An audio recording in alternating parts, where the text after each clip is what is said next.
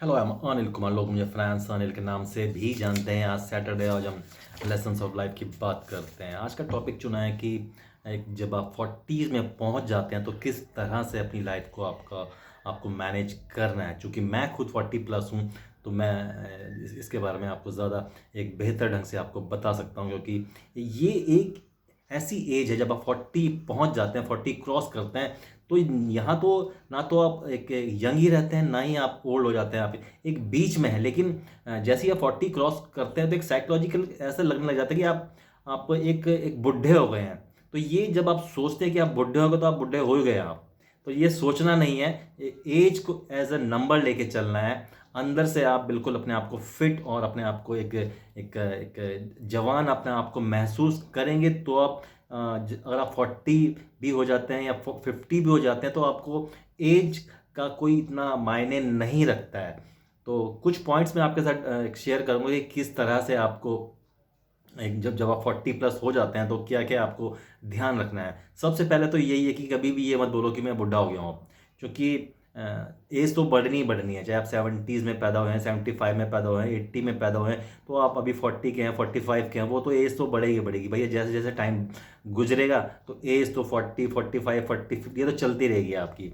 दूसरी होती है कि आपकी जो एक बायोलॉजिकल एज है आपकी, कि बेशक आपकी एज 40 है या 45 है आपकी या 50 है, तो आप एज के अकॉर्डिंगली आपका जो पर्सनैलिटी है, जो आपका लुक है, वो कैसा है आपका।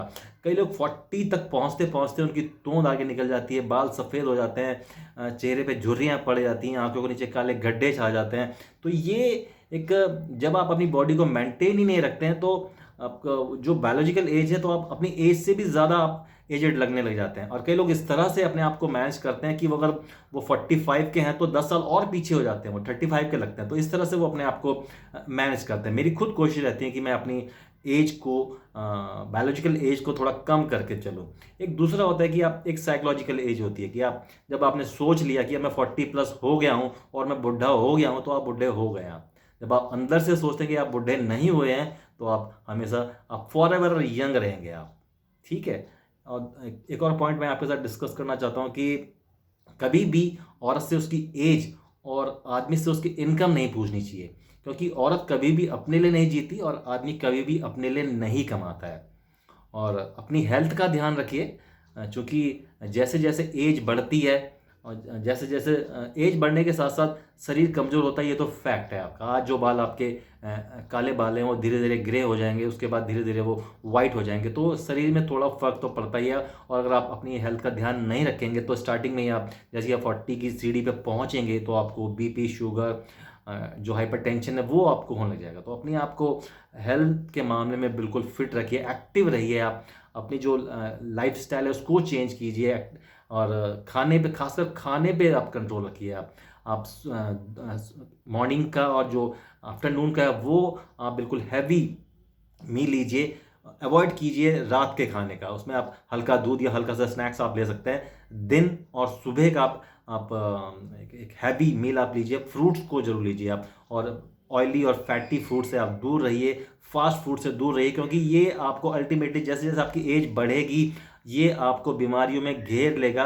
और भाई, जब आप बीमार हो जाते हैं, जब आपकी एज हो जाती है, 60 तक पहुंचते हैं, 65 तक पहुंचते हैं, अगर आप बीमार हो जाएंगे, तो आपको केयर करने, जो भी आपकी केयर करेगा उसके लिए भी प्रॉब्लम है। तो औरों के लिए प्रॉब्लम ना, तो अपनी हेल्थ का ध्यान आप अपनी रिस्पॉन्सिबिलिटी मानते हुए अपनी हेल्थ का जरूर ध्यान रखिए, कि आपकी हेल्थ के कोई इश्यू ना हो आपका।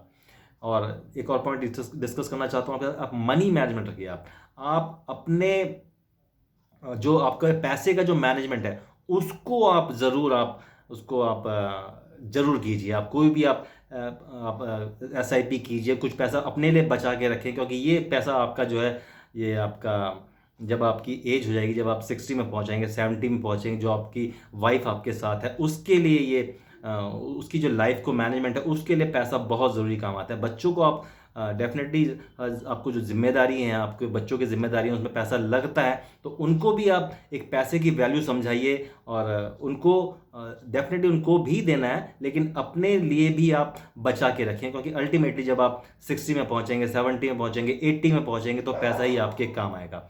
और एक पॉइंट और डिस्कस करना चाहते हैं कि आप टाइम का मैनेजमेंट रखिए, आप एक डिसिप्लिन अपनी लाइफ में रखिए, खासकर टाइम का जो डिसिप्लिन है उसको ध्यान रखिए। ये मत सोचिए कि अब 40 हो गई है, एज 50 हो गई है, अब तो टाइम ही क्या बचा हुआ, अब तो जैसा जीना है वैसे जीना ही है आपका, तो टाइम का आप ध्यान रखिए। आप एक और पॉइंट डिस्कस करना चाहता हूँ कि अपने लिए आप टाइम जरूर दीजिए, जो भी आपकी अगर दिन में दे सकते हैं अपने लिए टाइम तो दिन में दीजिए, अगर हफ्ते में अपने लिए जो आपका पर्सनल आवर है आपका उसको आप दीजिए। अगर मैं अपनी बात कर दूँ, संडे मैं सिर्फ अपने लिए रखता हूँ, जो मेरे को अच्छा लगता है मैं वो करता हूँ, चाहे मेरे को गाने सुनने अच्छे लग रहे हैं, चाहे मेरे को गिटार बजाना अच्छा लग रहा है, चाहे मेरे को गाना गाना अच्छा लग रहा है, संडे मैं अपने लिए रखता हूँ। अपनी पर्सनल लाइफ के लिए आप जरूर टाइम दीजिए आप।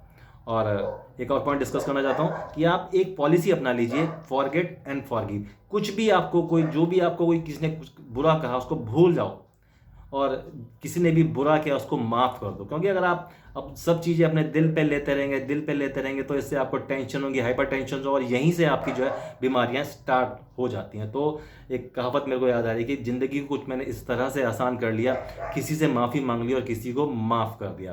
तो ये पॉलिसी अपनाओ और टेंशन से दूर रहो। जब टेंशन से दूर रहोगे तो आपको कोई बीमारी घेर ही नहीं सकती है आपकी, ठीक है। और लास्ट पॉइंट में ये डिस्कस करना चाहता हूँ कि आप मौत के डर से बिल्कुल ना घबराएं। मौत तो आनी ही आनी है, आज नहीं आएगी कल आएगी, और इसका कोई फिक्स टाइम नहीं है, वो कभी भी आ सकती है। लेकिन दुआ सिर्फ ये मांगो कि एक हिचकी वाली मौत आ जाए। अगर मैं अपने लिए अगर कोई डेथ का विश मांगता हूँ तो वो सिर्फ एक हिचकी वाली डेथ की मैं विश मांगता हूँ। तो गीता पढ़ते पढ़ते मौत का डर तो बिल्कुल अंदर से निकल ही गया है। तो ये कुछ पॉइंट्स थे जो मैंने आपके साथ डिस्कस किए कि आप जब आप 40s में पहुंच जाते हैं तो अंदर से जमात बने रहिए।